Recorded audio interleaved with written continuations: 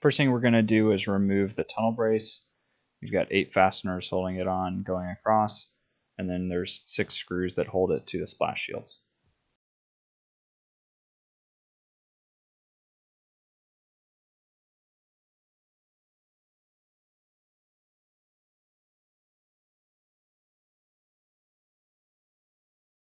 To get access to the driveshaft carrier, we're going to have to lower the rear end of the exhaust. That'll allow us to get the heat shields out of the way.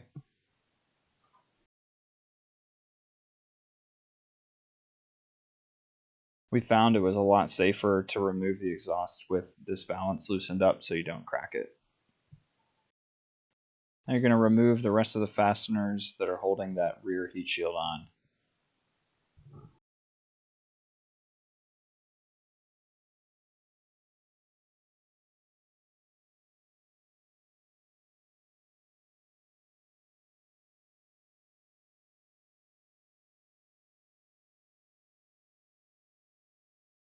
Now we're going to make 2 cuts on the OEM carrier frame. That's going to allow us to release the bearing from the carrier.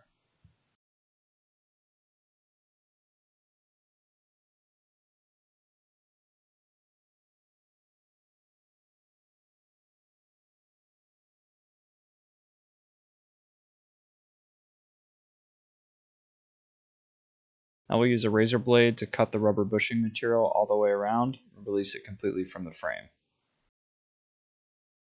Trim away the center rubber rib, leaving the base layer of rubber intact.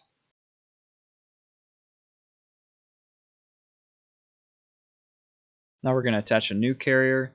On the carrier frame, the text is going to go forwards, and then on the bushing, you'll see it's labeled front. That's going to point towards the back.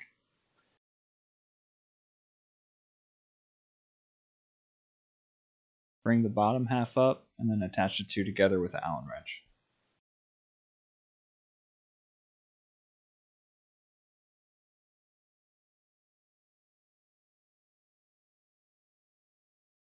Go back and forth from left to right as you're tightening up the bolts to make sure the bolts don't bind in the holes. Now we'll attach the carrier to the car. Take your fender washer, put it on a bolt, put your isolation damper on, then go up through the carrier. Bring another isolation damper down from the top, and then put your small washer up on the very top, go up into the body. Same thing on the other side, bolt, fender washer, isolation damper, and go up through the carrier.